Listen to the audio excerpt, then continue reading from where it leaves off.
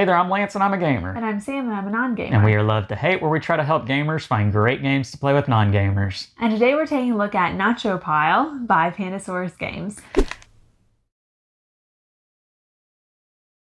If this looks like a bag of chips that have been ripped open, well, that's essentially what this is. This is a bag of tortilla chips called Nacho Pile. And you do have to rip the bag open. I feel like you just need to... pull some out and show them off. I mean... There you have it, yeah. Chips. And this is a resealable bag, so I don't want you to think that you can't close this. And it is durable, yes. But this is a press your luck type of game in which you are going to be pulling chips out of this bag one at a time, hoping not to bust, and being able to hold on to your chips for one round till it gets back to you so that you can save those chips onto your plate. Nobody can take the chips off of your plate. Let me show you how this game works down below, and then we'll come back and share thoughts on it as a gamer and non-gamer. All right, here's Nacho Pile on the table. This is from Pandasaurus Games. Let me show you guys how this Push Your Luck flavor game is going to work. Now, as we mentioned at the top of this video, this is just a bag here. It is a very durable bag. You do have to rip it open just like you would a bag of chips, but it does have a resealable seal, so you don't have to worry about that. And you do have a bunch of chip tokens in the bag. Now, this is a push your luck game, and you are going to be drawing these tiles, or these chips, one at a time. And you have plates here that are going to hold your chips when you get to score them. Each player is going to have a plate, and you're going to save some room in front of each player's plate for them to put their chips when they are drawing them out of the bag. So, for instance, how a turn is going to work, I'm going to draw one chip out of the bag, and more often than not, it is going to be a number between 1 and 7. So, for instance, I have a 2 here, and from this point forward, I do not want to draw another 2. So I can stop and end my turn, in which case I won't bust, or I can press my luck and I can keep drawing, hoping to not draw another number 2. And I got a 1. So again, I can make the same choice. I'm going to keep going and draw again, and ooh, I got a 3. Now, I could stop, and those chips are just going to stay out there. Now, it doesn't mean that they're mine just yet. It has to come back around to me on my next turn, and then I will get to save them. They're vulnerable being out here, but otherwise, I would just keep going, and if I drew another number that's the same, then I bust, and I lose all my chips. They go back into the bag. Then it would be the next player's turn. So this player is going to draw a chip, and they drew a 6. So they're going to keep going, and they drew a special one. Now, there are some special chips in the bag. I'll cover each one here real quickly. The remove chip is going to allow that player who drew it to immediately cause another player's chips that are out here in front of their plate, but not on the plate, to go back in the bag. So I would lose all 3 of my chips when somebody plays the remove chip. That's pretty devastating to have it played on you. So let me see if I can't get another special chip here. We've got the steal chip. Now the steal is exactly what you would imagine it to be. You would play this on another player as soon as you draw it, and you would get to steal all the chips that are in front of them, moving it to your pile. Now that would not cause you to bust. So for instance, if I already had a 2 over here, and then I drew a steal, and I stole this player's chips, just because I already have a 2 and I'm stealing a 2 does not cause me to bust. I have to draw it out of the bag.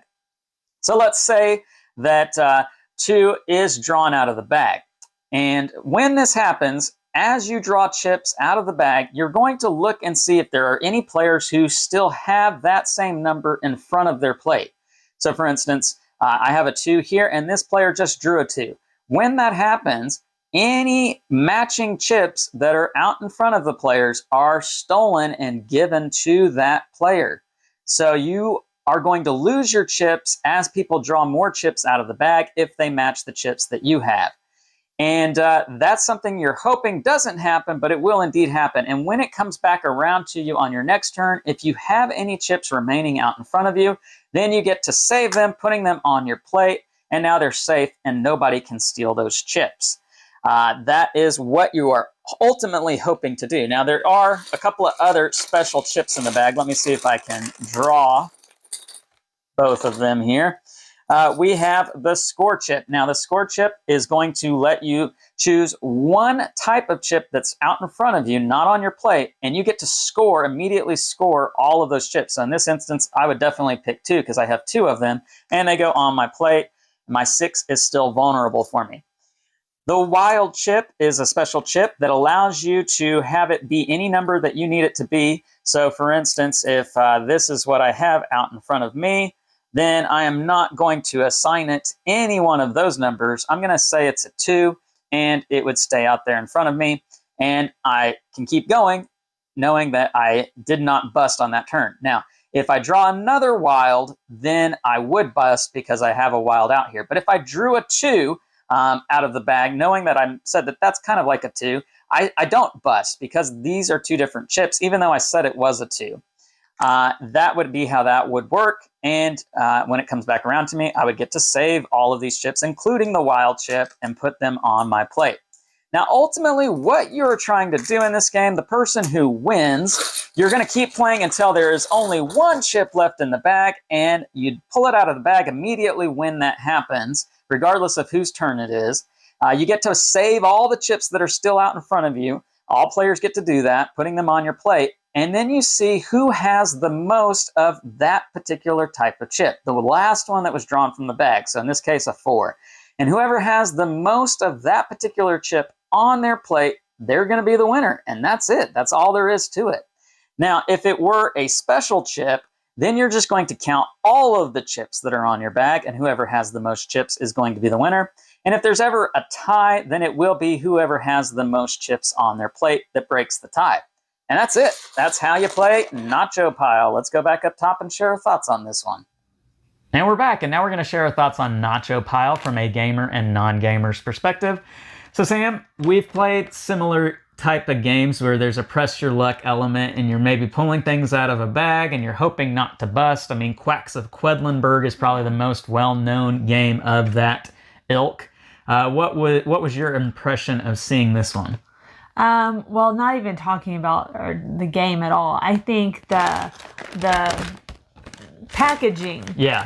The presentation. After living my life with someone who's saying, "Don't crush the box, don't."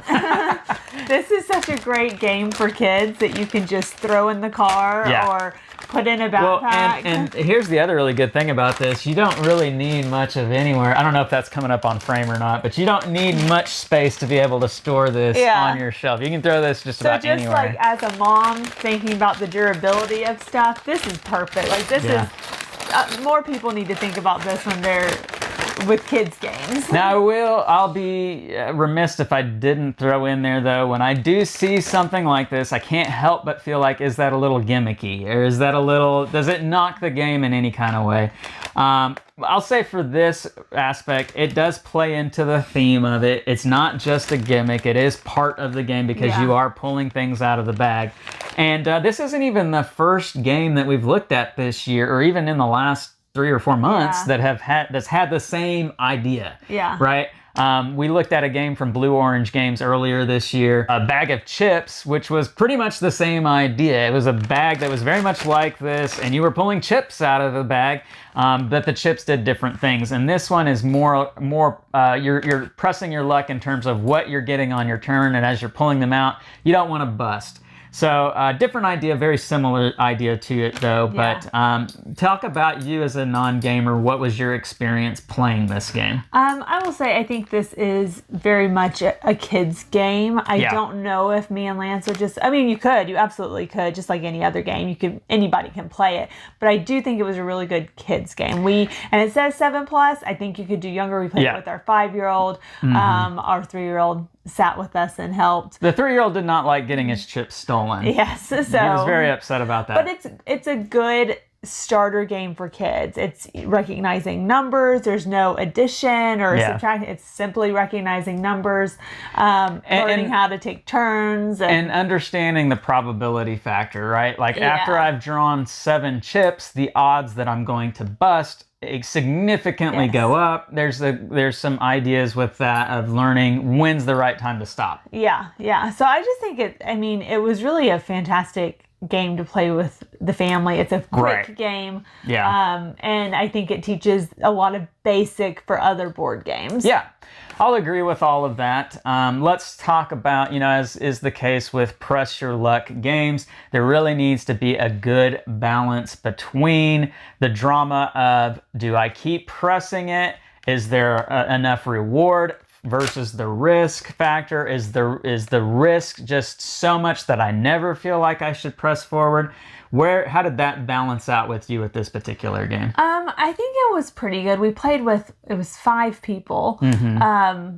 And I think by the third draw, you were pretty lucky not to bust. Yeah. So I think there was a high probability of busting on your turn.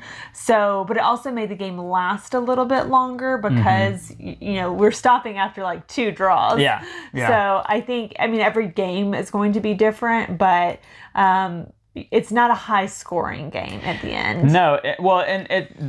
To be honest with you, the only thing that matters in this game is what chip comes out of the bag last. Yeah. You can have a whole bunch of chips on your plate, but if you're just unlucky with the last chip that comes out being one that you don't have any of those on your plate, or maybe you only have 1 or 2 and somebody else has 4 or 5, well, you lost. Yeah. And there's nothing you can do about that. So let's get to our pros and cons with Nacho Pile. Sam, what stood out to you in a good way with this game, you being a non-gamer? I think, ease of play for sure. It's very easy to play. There isn't a setup. You take the plates out of the bag and that's it. There's no setup. Durability, like I said before, I just think this is great for kids. Yeah.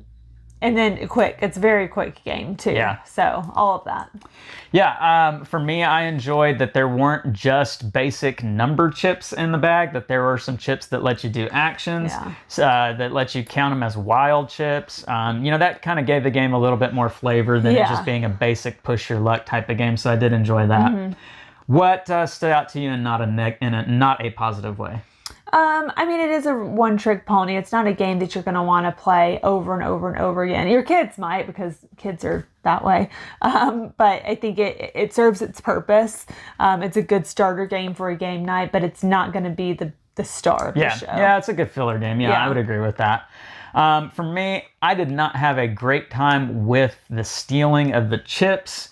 I felt like a lot of my chips would get stolen, and I would be lucky if I had any chips left by the time it got back around to me. Kids, everybody wants to steal daddy's chips. Oh, absolutely. And the higher the player count, you play this at 5 or 6 players, and that is almost guaranteed to happen. Yeah. That your chips will get stolen before it gets back around to you. You play at the lower player counts, 2 or 3, maybe even 4, it's less likely that that's going to happen. So you just got to know, depending on how many players you have, you're going to have a different experience with the stealing of the chips going on with this. And on top of that, if you've got younger kids who don't understand that concept of the game, they're gonna have a hard time with that. My chips, why'd you steal my chips? Yeah, that's gonna happen. So just be aware of that. All right, scale of 1 to 10, love to hate. Where does Nacho Pile come in at for you? I'm gonna put this on my kids game scale, not my every game scale, and I think it's fun and enjoyable and easy. There's not a whole lot of games we can play with our 5-year-old. Just turned 5-year-old. And so I do enjoy that this is almost our entire family can play. So I'd probably give it like a 6.9. Yeah, I was going to say 6.8 for me is where this one comes in at, on the same type of scale like Sam's talking about, where I'm just looking at these family or kids games. It's right underneath the kind of game that I would be very much ready to pull this out anytime, anywhere with my kids. I just feel like it's a little too simplistic, a little too one-trick pony like Sam talked about. It is just straight push your luck, and there's a lot of things you can't control when it comes to it. Like I can't control what happens when I pull out the bag. I can't control what somebody chooses to steal when they're ready to steal. Or I can't control what they draw out of the bag, that sort of thing. So that's why I would probably give it a 6.8. So Well, there you have it. That's our thoughts on Nacho Pile. It is from Pandasaurus Games. Leave us some comments down below. Let us know what you think of this game. Make sure to like and subscribe and push that bell button so you get notifications of all our new content. I'm Lance. I'm Sam. And we are Love to Hate, where we try to bridge the gap between gamers and non-gamers. We'll catch you next time.